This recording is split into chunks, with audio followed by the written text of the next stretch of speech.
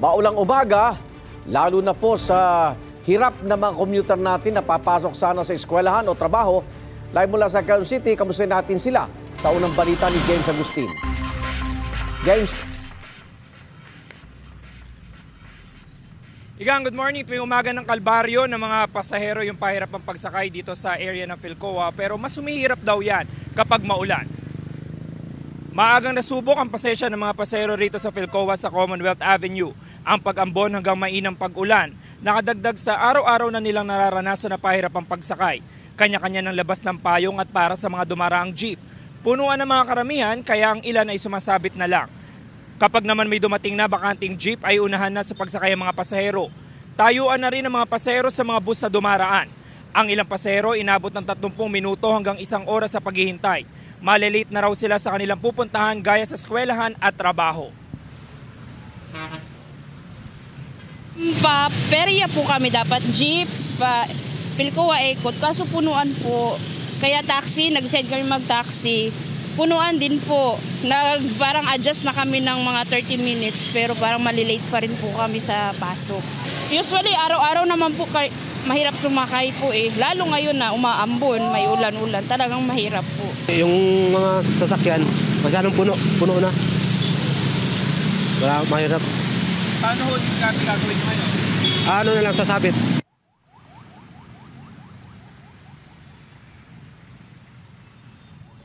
Samantala, Igan, ito yung sitwasyon ngayon dito sa area ng Philcoa sa Commonwealth Avenue. May mga pasahero pa rin na naghihintay ng mga masasakyan dito. At yung mga jeep at nakita natin mga bus na huminto dito, maging mga UV Express, ay punuan na. Nabawasan na po yung mga pasahero na yan dahil kanina nandito sila sa may gitna ng kalsada. Kahit may mga tauhan ng MMDA na nagtataboy sa kanila patungo doon sa area kung saan yung tamang sakayan. Silipin naman po natin yung lagay ng trapiko dito sa kabaan ng Commonwealth Avenue. Ito po nakikita nyo, westbound lane po ito, mga sasakyan na patungo sa elliptical road. Marami-rami na po dahil rush hour na po ngayon, pasado alas 7 na ng umaga at sumisikip na po yung daloy ng trapiko dito sa lugar. Doon sa eastbound lane naman po, patungo doon sa area ng Fairview ay maluwag naman yung traffic situation ngayong umaga. Yan ang unang balita mula rito sa Quezon City. Ako po si James Agustin para sa GMA Integrated News. Isasalang na bukas sa Bicameral Conference Committee ang panukalang 6.793 trillion pesos na budget para sa 2026. Ito matapos aprubahan ng Senado ang panukalang budget sa ikatlo at huling pagbasa. 17 senador ang pumabor, walang nag-abstain at tumutol. Wala sa plenaryo kahapon ang 7 iba pang senador. Sa BICAM, pagsasamahin ng mga bersyon ng Senado at Kamara ng 2026 General Appropriations Bill. Parehong iginiit ng Senado at Kamara na ila-livestream ang BICAM deliberations para sa transparency. Sabi ni House Appropriations Committee Chairperson Mika Swansing, nag-uusap na sila ni Senate Finance Committee Chairman Win Gatchalian kaugnay niyan. Extended ang sesyon ng Kongreso hanggang December 23 para sa budget deliberations. 4 na panukala ang tinukoy ni Pangulong Bongbong Marcos na gawing prioridad na maisa batas. Ayon sa Presidential Communications Office, kabilang dyan ang Anti-Dynasty Bill na layong pigilan ang monopolyo ng political clans sa pamahalaan. Ang Independent People's Commission Act naman, bibigyan ng dagdag na kapangyarihan ng Independent Commission for Infrastructure na nag-iimbestiga ngayon sa mga umano'y katiwalian sa mga infrastruktura ng gobyerno. Dahil naman ang Party List Reform Act na tugunan ng mga issue sa party list system sa bansa na hindi raw kumakatawan sa mga totoong marginalized at underrepresented na sektor ng lipunan. Ikaapat, ang Kadena Act na magtataguyod daw ng transparency at accountability sa paghawak ng pananalapi ng gobyerno. Nabanggit ni Pangulong Marcos ang priority bill sa kanyang pagharap sa mga lider ng Kongreso sa ikalawang Legislative Executive Development Advisory Council meeting. Inaantabayanan ang formal na paglabas ng warrant of arrest laban sa kontratistang si Sara Diskaya mula sa Digos City Regional Trial Court ayon sa source ng GMA Integrated News. Bago pa man yan, sumuko na kahapon sa NBI si Diskaya. Sumuko rin sa Pasig City Police ang kanyang pamangkin at kapwa-akusadong si Maria Roma Angeline Rimando. May unang balita si John Consulta. Inaasahan na rin nating lalabas ang warrant of arrest na ni Sara Diskaya itong linggong ito at hindi na rin magtatagal ang pag-aresto sa kanya. Kasunod ng anunsyong yan ni Pangulong Bongbong Marcos, voluntaryong sumuko sa headquarters ng NBI sa Pasay City ang kontraktor na si Sara Diskaya kasama ang kanyang abogado at kaanak. Naka-face mask si Diskaya nang dumating sa NBI. Bantay sarado siya ng mga ahente nito.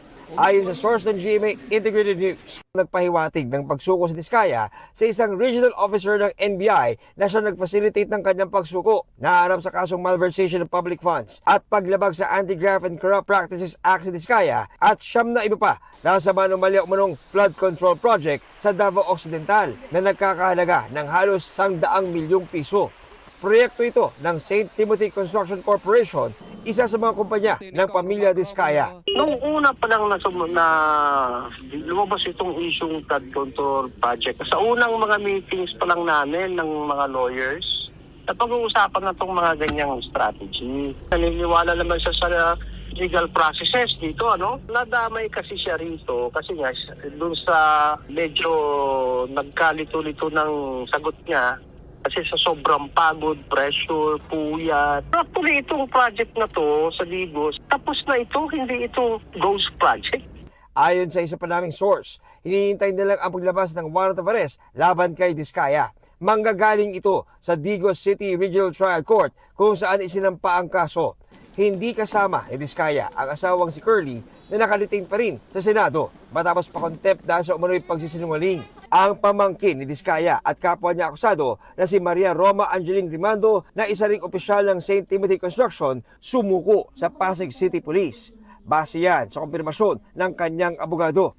Ayon naman kay Pangulong Marcos, 8 opisyal ng DPWH na kinasuhan dahil sa kaparehong proyekto ang nagpasabing nais na rin nilang sumuko sa NBI. Ang Court of Appeals naglabas na ng freeze order laban sa mga bank account, ari-arian at mga eroplano at helicopter ng mga kumpanya ng magkapatid na sina Congressman Eric at Edvic Yap. May mahigit 16 billion na ang pumasok sa mga transaksyon ng Silver Wolves mula 2022 hanggang 2025. Nakaramihan ay may kaugnayan sa mga flood control project ng DPWH. Sinubukan ng GMA Integrated News na makuha ang panig ng mga Yap pero wala pa silang pahayag. Ang pagpapafreeze ng assets, bahagi ng hakbang para mabawi ang mga pondo ng bayan na hinihinalang napunta sa katiwalian. Magpapatuloy ang investigasyon, magpapatuloy ang pagpapanagot at titiyakin ng pamahalaan na ang pera ng bayan ay maibabalik sa taong bayan. Ngayong linggo, sabi ni Assistant Ombudsman Miko Clavano, posibleng may maisampa sila ulit na kaso sa Sandigan Bayan. It's possible, but we go with the strength of the cases. Kung meron tayong makitang ebidensya na ang proponent mismo ang kumuha ng pera, siya mismo ang tumanggap ng pera, mas madaling i-prove po yun. Kaysa sa mga kaso na may layering, patago talaga, merong silang mga bagman na kailangan muna nating matumbok para makuha yung proponent. December 15 ang itinakda noon ng Ombudsman na deadline nila para makapagpakulong ng malalaking isda o mga senador at kongresista. Ito ang unang balita. John Consulta para sa GMA Integrated News.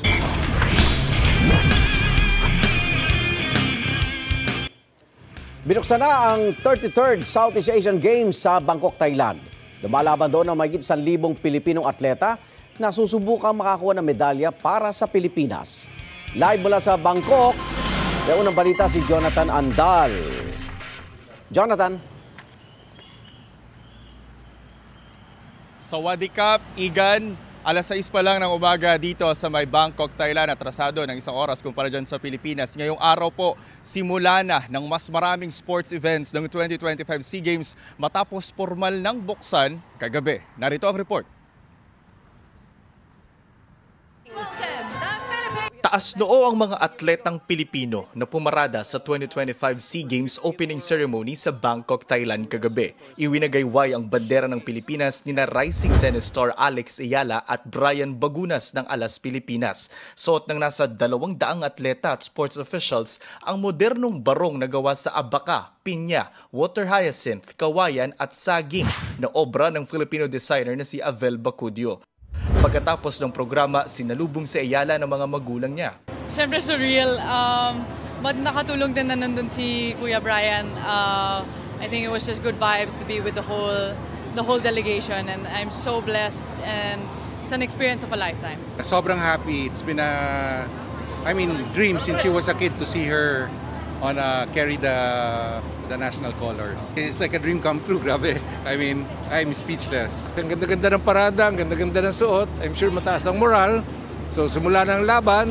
Ilan sa highlights ng opening ceremony ang drone show gamit ang 800 drones. Nagpamanghari ng mga water-based performances o yung mga pagtatanghal sa mismong tubig. Itinakbo ng torch na may apoy at ilaw at lasers ang naghudyat ng pagbubukas ng SEA Games. Ang mismong hari ng Thailand ang nag-anunsyo ng pagbubukas ng torneo.